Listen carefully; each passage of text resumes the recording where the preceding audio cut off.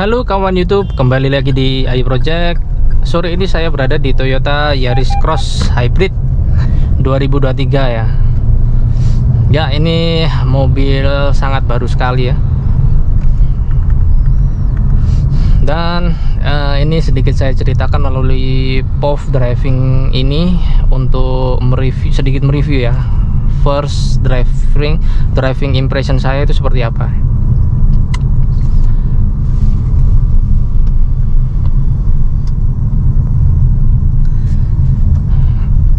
Dan ini tampak dari interiornya seperti ini ya. Memang desainnya sih berbeda daripada Toyota yang lain, terutama tipe Yaris sendiri. Sejatinya mungkin mobil ini namanya bukan Yaris Cross ya. Entah kenapa kok awalannya itu Yaris gitu ya. Padahal mobil ini tidak sama sekali seperti Yaris.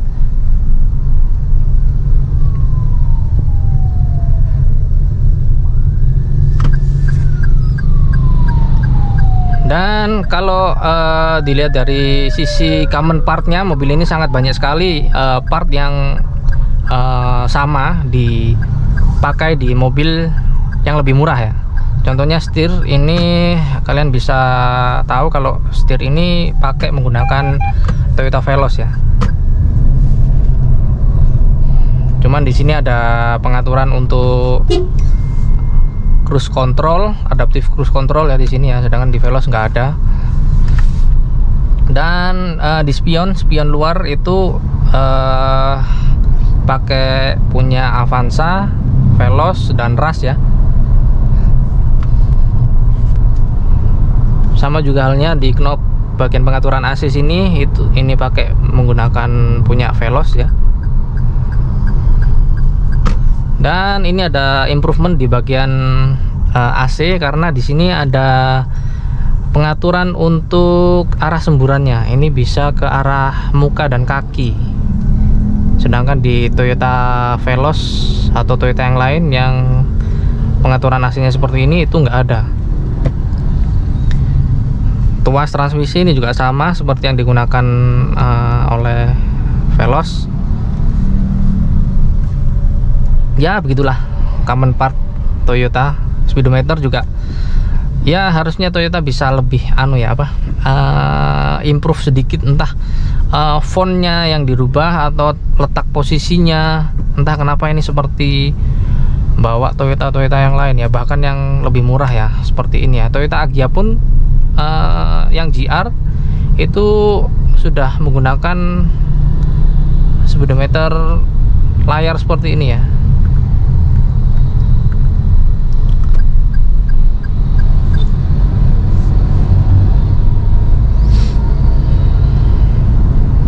Dan untuk kekedapan kabin saya rasa menurut saya kurang ya, karena suara motor itu masuk ke dalam.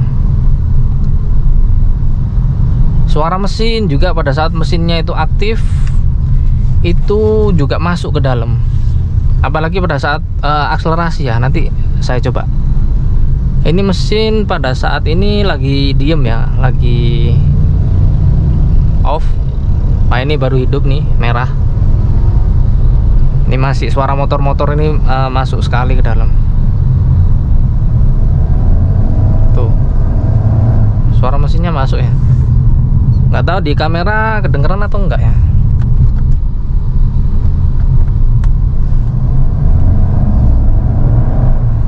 Kalau akselerasinya sih lumayan oke ya. Jadi lebih spontan gitu ya, karena kebantu oleh motor listriknya. Di mesin bensinnya ini sendiri sebenarnya tenaganya tuh nggak besar ya, kecil ya cenderung ya. Untuk mesin bensin 4 silindernya itu 2NR VEX ya, kalau yang hybrid ya, itu tenaganya cuma sekitar 90 HP, torsinya 121 Nm. Angka itu sebenarnya jauh ya dibanding sekelas Honda Jazz pun ya. Honda Jazz bisa 120 HP gitu ya. Ini cuma 90 HP. Tapi ini kan berkolaborasi dengan motor listrik ya, karena hybrid sistemnya itu ya. Sedangkan di motor listriknya sendiri ini kalau dikombinasikan itu sekitar 110 HP dan torsinya sekitar 140-an ya Newton meter ya. Sebenarnya juga nggak terlalu besar gitu ya. Tapi beberapa media yang sudah mengetes mobil ini 0 ke 100 itu unggul dibanding rival-rivalnya ya. Nanti saya akan mengetes mobil ini 0 ke 100 nya sekitar berapa detik ya ketemunya. Untuk konsumsi bahan bakar klaimnya Toyota itu bisa 1 liter 30 kilo ya.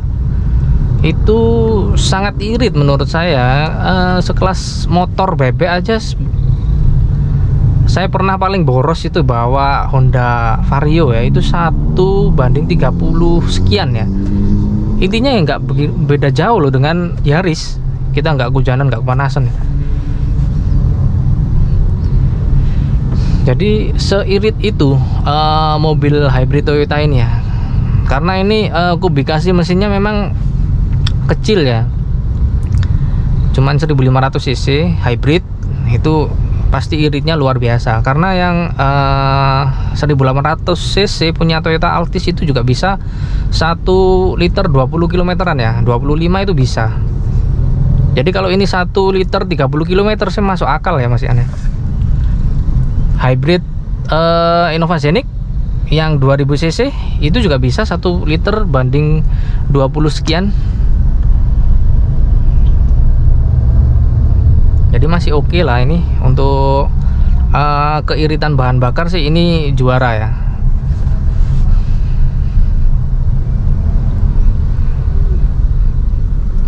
Cuman ini yang saya rasakan pada saat jalan pelan gini, ketika kita ngerem sedikit-sedikit itu rasanya kurang halus ya. Entah itu antara kita nginjak pedal rem dan sampai perintah menuju ke kampas rem itu cara kerjanya seperti apa, sehingga seperti ada delay gitu ya. Dan itu rasanya nggak smooth gitu pada saat saya jalan pelan-pelan gini, rem sedikit ngerem nggak, itu kayak ada dek gitu loh, ada hentakan gitu loh. Padahal saya cara ngeremnya juga halus. Entah kenapa, mungkin ya itu salah satu kekurangan ya. Ya ini sensornya lumayan berisik ya. Harusnya bisa dimatikan dari sini.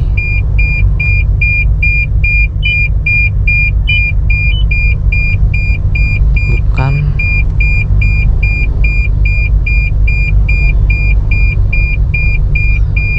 Keselamatan.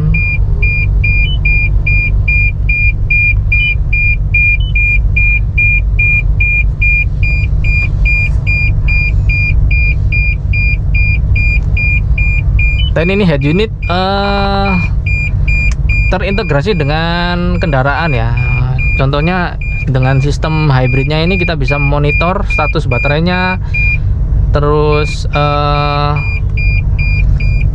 arah energinya itu kemana, kita bisa lihat di sini.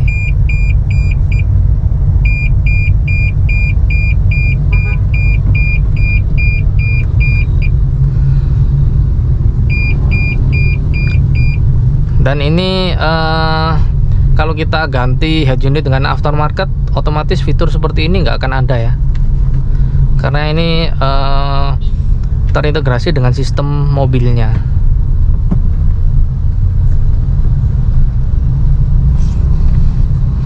Mobil ini terasa mewah dan terang ya, karena ada panoramic roof yang memang walaupun kacanya nggak bisa dibuka, paling nggak ada sinar masuk yang lebih ya dibanding dengan mobil tanpa panoramic roof ya. Itu membuat kesan mobil ini luas ya dalamnya dan terang. Untuk bantingan suspensi menurut saya sih agak keras sih. Yang keras banget sih enggak, cuman kalau dari saya nilai 0 sampai 10 tingkat kekerasannya itu 7 lah ya.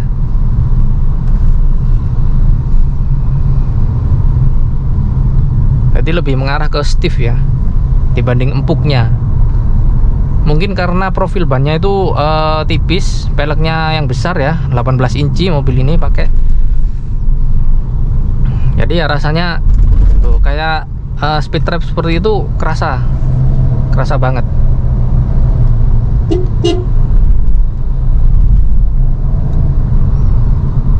Akselerasinya lumayan instan, enak.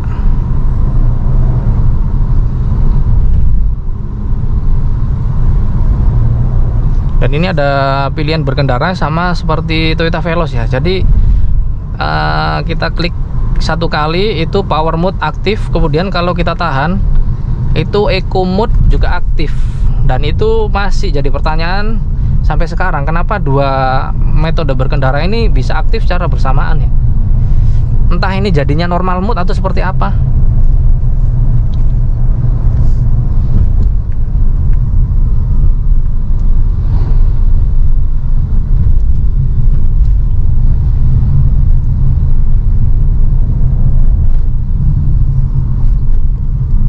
Jadi untuk mobil ini ya sudut pandangnya itu masih oke ya.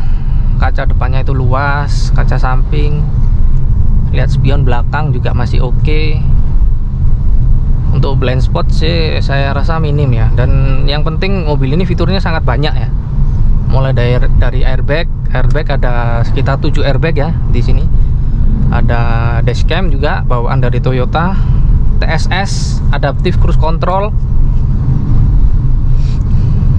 wireless charging di bawah situ, dan di sini ada tempat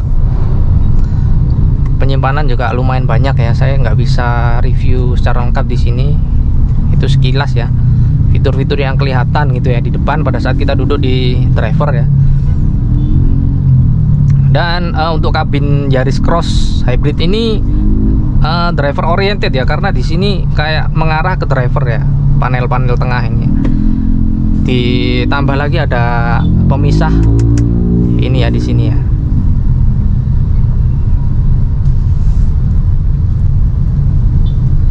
Auto high beam juga ada di sini, traction control. Sudah ada auto headlamp. Wiper belum auto ya tapi ya.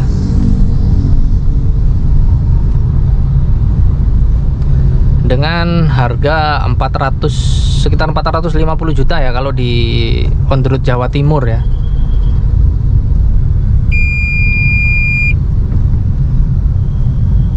Nah, di Kota Malang jam pulang kantor ini sekitar jam 4 sore itu macetnya seperti ini.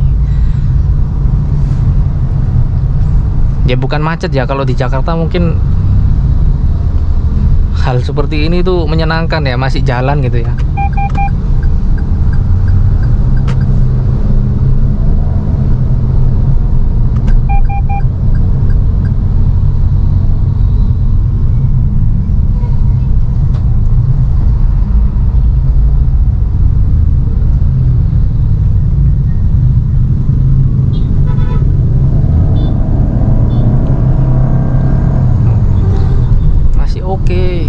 Tenaganya sangat instan ya berkat dukungan dari motor listriknya ini.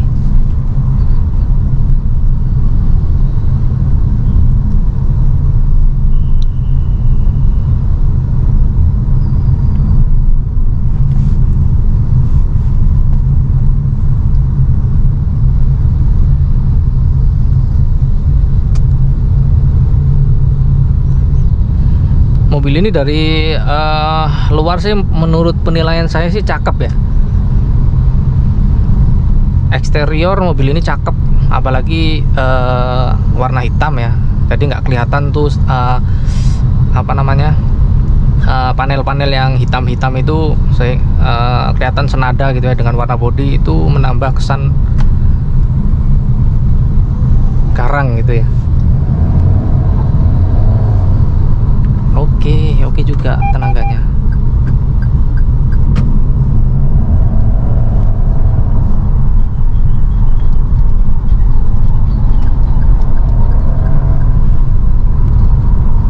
suara mesin itu masuk ya ke dalam ya.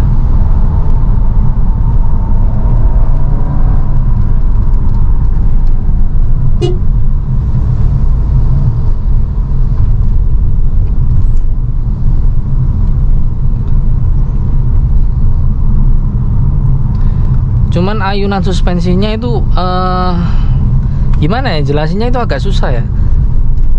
Kadang itu yang paling kerasa itu getaran mikronya ya pada saat nginjek apa namanya, sambungan jembatan ataupun aspal yang sambungan aspal antar beda ketinggian, itu kerasa bener. Cuman pada saat bantingan yang landai ya, aspal yang landai gitu enak, nggak ajut-ajutan gini nggak.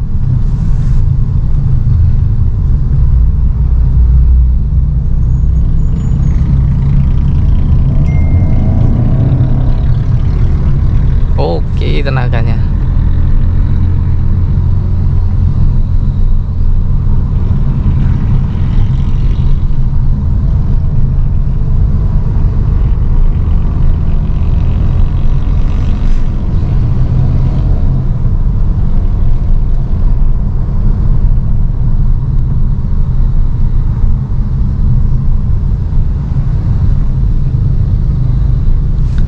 Dan ini ada beberapa fitur yang mungkin bisa melihat kondisi kendaraan ya. Di sini ada suhu luar, suhu air radiator ini 84 derajat Celcius, tegangan aki, voltase aki ya ini ya.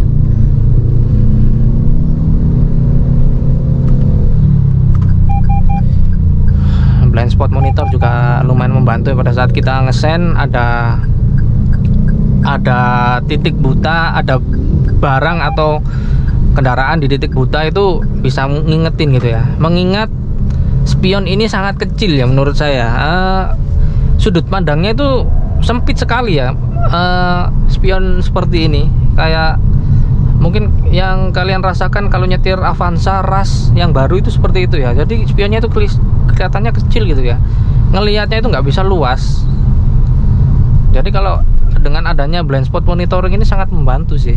Kalau misal kita mau pindah jalur, ada kendaraan di titik buta itu bisa ngasih tahu. Joknya ini sudah elektrik ya, yang sebelah driver, dan nggak tahu ini kulit beneran atau sintetis, kayaknya sintetis ya ini. Tapi masih oke lah ya, gampang dibersihin. Dan yang menyenangkan juga interiornya full black ya. Atasnya plafonnya itu juga hitam, yang saya suka itu kelihatan sporty sekali.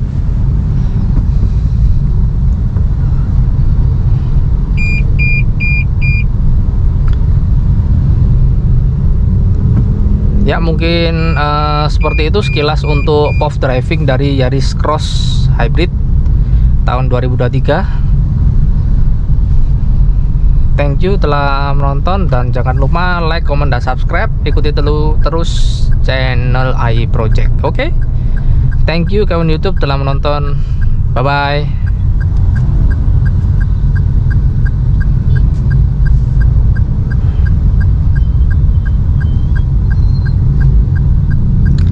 Kita lihat radius putarnya sebentar ya, sebelum saya matikan videonya.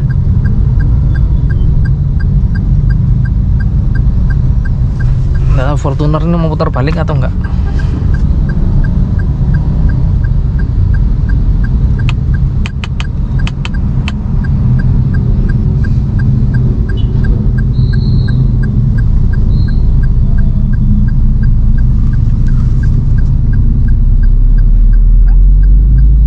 Ya enggak terlalu yang istimewa ya, enggak terlalu yang istimewa untuk radius putarnya, tapi masih oke lah.